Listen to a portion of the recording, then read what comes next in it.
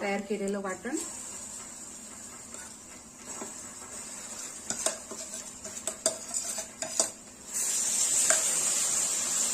आणि छान याला तेल सुटेपर्यंत आपल्याला हा मसाला परतून घ्यायचा.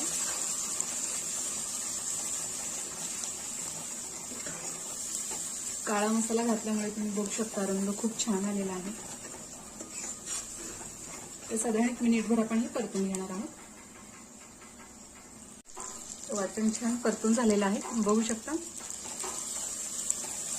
कढईला छान असं तेल सुटलेलं आहे.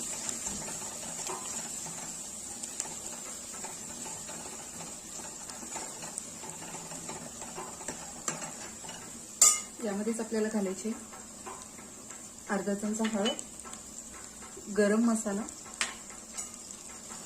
व्यवस्थित असं मिक्स करून घ्यायचं. शिजवलेली